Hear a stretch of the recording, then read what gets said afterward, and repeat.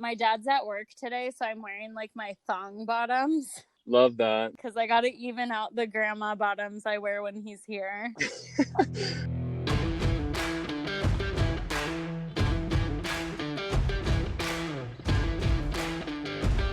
Welcome back to your favorite podcast, the Allegedly Podcast, with your hosts, Katie Girl and Dakota.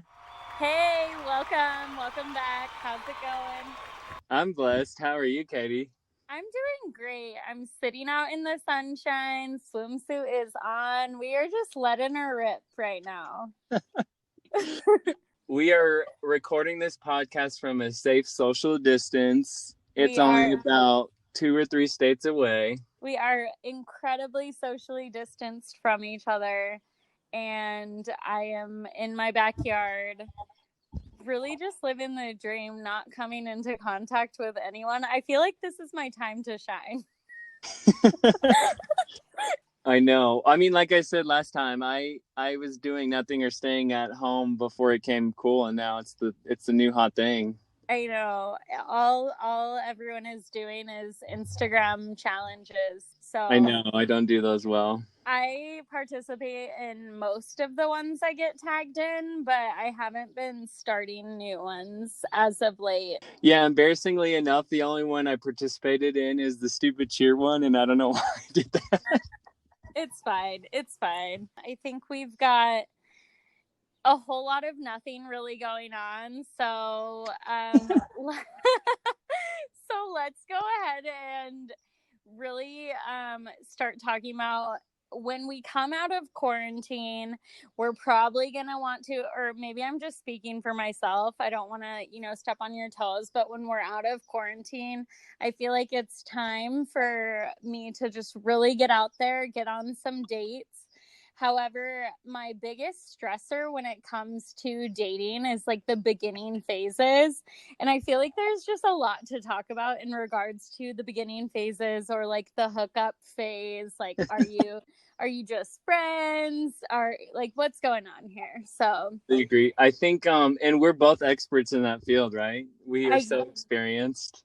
We are incredibly experienced in the field. I would call myself an expert in the starting phases of dating. However, seeing things through, would not consider myself an expert. Success rate, very low, very low. The success rate is the lowest of the low. So I feel like I should probably start giving everyone marriage advice, but we're going to start with the beginning dating phases. So what do you think? What do you find to be the most difficult part of the beginning phases? So I think, well, there's a few things. So if they're starting out on a dating app and you have no mutual friends, no nothing, I feel like it's more difficult because I am forcing myself to bring out all the comedic Katie. And sometimes that's just really draining. And I feel like people sometimes expect so much out of you through the dating app, and I'm like, I just don't want to give you all of that right at the beginning, Yeah, totally agree. I think but have you had like a first encounter outside of a dating app? I mean, in college, and post college. my first year out of college, yes. I can think of maybe one that I remember. Yep. One specific little gemstone. Well, yeah, I think in college it's definitely like I don't think I ever exposed myself to the dating apps, but I think post college it's only been that, Yeah. I don't know. I feel like something in me, when I think about like my love life and my future hubby, or hopeful, what I imagine in my mind, I don't imagine myself meeting them on a dating app though, but I feel like the reality is I probably will. Right. I mean, what does the card say? I haven't really dug into the like where are we meeting this person kind of thing. Right. I mean, that'll be more organic, I guess, if you don't know. Yeah, exactly. So, I mean, and I think that if I ever asked my cards that, we would be very stressed out anytime we went to a Safeway if they said at a grocery store. You know? Well, that's the only place people are meeting these days, at the grocery store. I know, with our masks on. So whenever, like, in the beginning phases of dating, talking, whatever you want to call it, when do you feel like you should introduce someone to your friends? The way that I've done it is like the majority of my friends, quote unquote, I don't think really ever know. Okay. But I think there's like two or three people that like know everything and know every like move I make, every like word I've spoken, you know? Okay. So it's kind of like, I mean, even if it's just someone that I've seen like once, Yeah. I will like share that experience, I guess, like how it went or how it didn't go. So here's what I used to do with my friend Bridget. Every time that I would go meet someone new, they would never have a name. They would always have like a nickname, like something that was associated with them. So like, I don't know why it started, but then if like I saw this person for a longer period of time, like a month or two, then their name would be revealed as like a token of like success. Like they actually have a real name. That's really intense. I feel like maybe I should start doing that. Start calling people like mashed potato head or something. Well, just to name a few, there's Boulder, there's NASA, there's there's some country in Europe. Okay. Argentina, maybe? I don't know. Okay, so the nicknames, we do not give the person a name. Do you save phone numbers or what do you do there? Yeah, I do. I don't have a problem with not saving it. I think it's confusing not saving numbers. See, I'm really a big fan of the whole maybe Kyle thing. Oh my gosh, that's hilarious. It's like, you just need to know, Kyle, you ain't shit yet. Yeah, I get stressed out if there's not a name. I am like super organized and I have to have, you know, first and last. Oh, okay. Yeah, I'm just like not that way. Like, they are so temporary until like I know what they are or not. I respect that. Yeah. So I feel like whenever we're thinking about like just starting dating people or whatever, or like hooking up with people, have you ever been in a situation where you're not sure if you're just like hooking up or if you're actually kind of dating the person? Because I have experienced that. Kind of. I had an experience once where I like kind of thought that the situation was a friend situation, you know? Mm-hmm. And then it didn't, like, I feel like someone, like the other person caught feelings more aggressively than I did. I guess even just like with the initial like hangout, I invited them once to hang out with like my friend group, and then the second encounter was just like us chilling, having like dinner and stuff. Yeah. Then it just seemed like things were getting too cozy, and I just acted like I was extremely sick. So your way of ghosting is to pretend like you're ill. Yeah, well, like I was like any time that, you know, anything was like trying to go somewhere, you know, anywhere I didn't want it, I was like, you know, my stomach hurts now or something. Oh, this is a true story. You are awful. I think that like in those situations, I would rather someone just be honest with me, because I feel like there have been times, like, your girl has gone through many rejections, I feel like, in my lifetime.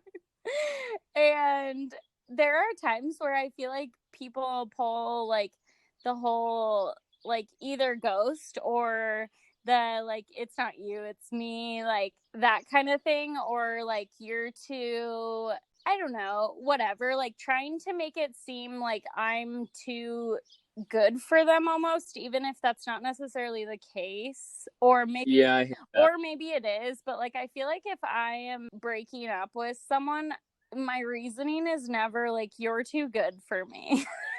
No, I don't think that exists. I think that's a lie. Yeah. I had a boyfriend in college who broke up with me, and it was basically that reasoning. And like I dug and we had been dating for like 7 or 8 months, I think. And that was his reason. And I'm like, all right, you're a freaking liar. I don't know. Like, but I would rather know what is wrong with me versus Totally agree. continue operating the same and then get ghosted by a million dudes. Yeah, I think in my defense, that was the only time I've ever done that. I think that Ooh, the she's majority of the time. backpedaling. She's backpedaling. Well, I think the reason I did that is because I didn't know, like I was uncertain of like what I thought, Okay. but I just wasn't ready to make a like an advancement on that particular night. But then it just like it never kind of rebounded from there. But I think I didn't want to like it. I didn't want to make it too serious by having that conversation on like the second time or like the Right. first time we hung out alone. And then I don't know, it was just kind of weird because most of the time I know what I want and I'm pretty direct. Yeah. Well, I was going to say that I guess that does kind of bring up a question of like, at what point do you kind of owe someone an explanation versus not? You know what I mean? Not necessarily. I guess you don't really owe anyone anything in the grand scheme of life, but like, at what point is it courteous, I guess, to give someone an explanation versus not? Because I guess I can see where you're saying after maybe 2 times of hanging out and one time was with a group of friends and then one time was just super chill. It's not like anything crazy you know what I mean, where you're like, I know. I think nothing like crazy serious takes a long time, but I think after 3 encounters everyone knows. Like 3 times is always the charm. Like cuz if you hang out a fourth time then like something's going on there, you know, whether you just like the hookup or whether you actually like want it to advance in some serious way. yeah, I guess that's true. So I think I would say that like after that you should try to like explain why you are either non-existent or too existent, you know? Yeah. Like what would you say? Well, here's the deal. I feel as though I fall for people very fast. So for me, I get very offended very easily if someone ghosts me or something like that. Or I feel like, I don't know, it's probably, I guess, situational. Like I've had people who I do hang out with once or twice where I'm like, dang, like we're really vibing. But then there's people who it takes a little bit longer and you're like, I'm not really sure how I feel about you or not, you know? Right. So I guess maybe it's more situational. There, like a guy I was seeing last year, I think for the first probably like 2 months, and we were hanging out probably almost every weekend, if not every other weekend. I hated him. And then I feel like my problem, and this is like very self-destructive of me probably, and this is one of my main rooted issues, is that once I feel like he kind of chilled out and stopped being obsessed with me, that's when I was like, no, wait, like please come back. What's going on? But at the beginning I was like, this dude is so obsessed with me, like he needs to chill out. It was weirding me out. Do you think when someone is all in like from the get-go or is like really, I don't know, giving you everything you want, is that a bad play most of the time, you think? Well, if I'm judging based off that past experience, yeah, probably. And even thinking about a guy, like there was a guy that I was dating back in college, and I think probably like the first maybe week or two where we were just kind of like hooking up or whatever and we weren't actually like together, he would like text me a lot and I was just like, okay, crazy, like please leave me alone. Right. But then looking back, I'm like, oh, I kind of, you know, like in both situations, I'm like, oh, I kind of like that attention. And then when they stop giving me as much, then I'm like, wait, excuse me. Like, what are you doing now? Like what happened? Yeah, I kind of like it to be all or nothing for me personally. Okay. My other question is like if you're on like dating apps and you're exposing yourself to different people, if you go on like a date with somebody, do you typically like try to pursue that one all the way through, or would you ever do like an A-B situation where you go out with A, then you go out with B, then you go back out with A? See, I like never go on dates, and I think it's part of my thought process, and this is part of my issue and where I need to start going on dates, but my thoughts about dating apps and how I truly believe that's not how I'm going to meet my person. So I just don't do that. But I think that if I were in the position, I would probably date multiple people until I knew. Yeah, I could see that. I think for me, I've always been like an A1. Like if I go on one date with A, then I just kind of like figure out if A is good. And then if not, then I move on to B and I pursue that all the way through. Then, you know what I mean? Gotcha. Yeah.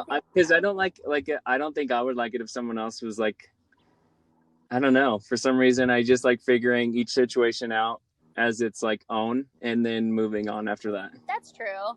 I feel like if you have, like, say you have one person that you on whatever dating app, you have a really good conversation with them and you feel like, hey, like this could actually be a good match, then I would be more in the space of like, hey, let's only go on the dates with this person. Because if that person does end up being your person and you're like, oh yeah, I was dating like 75 other dudes at the same time, it's probably a little bit of a turn off.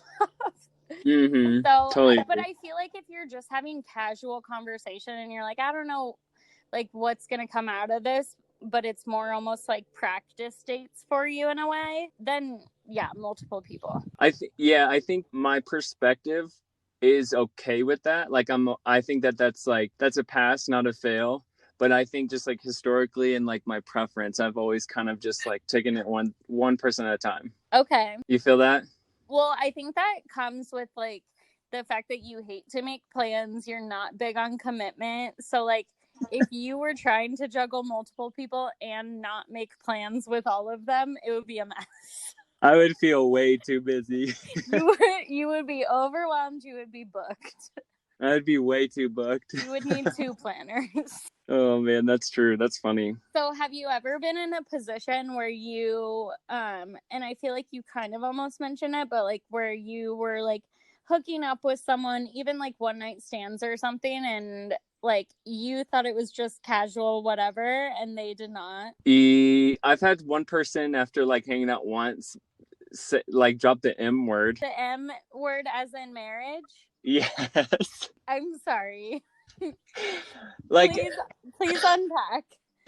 I don't even know if it was like a hookup situation or not, but I just remember like getting a text saying like they could see me as someone like that, which I don't know if that's like an honorable thing or not, but like that's happened once. You gotta take it as like I'm wifey material type notice, but then move along. Like that's really scary. I mean, I've had conversations like that with people in the past, but never someone that I wasn't like seriously dating.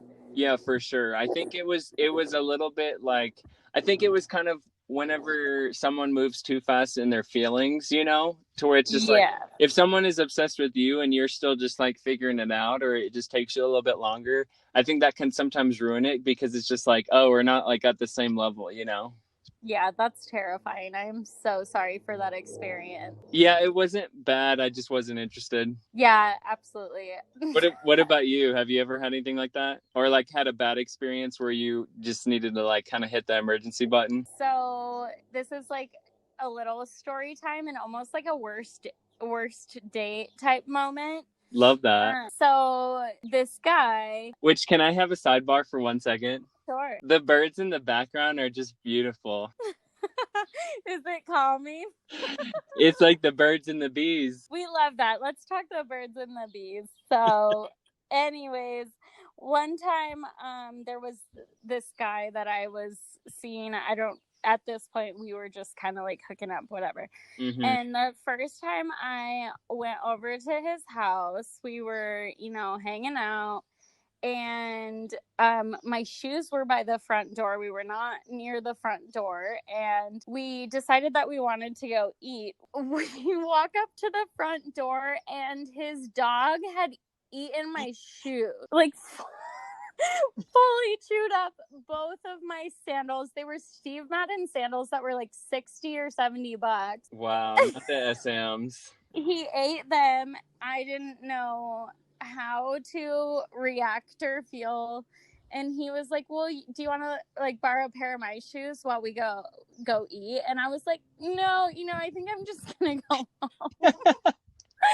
And I left. And then, I mean, like, he was nice and offered to buy me a new pair of shoes, but it was so much in the beginning phase that I felt bad being like, yeah, my shoes are $70, like, Yeah, that's awkward. I think that he had to, like, if he didn't offer, then he's a shitty person, but that is like so bad, like, how do you, because then you just sound like, you're needy or something.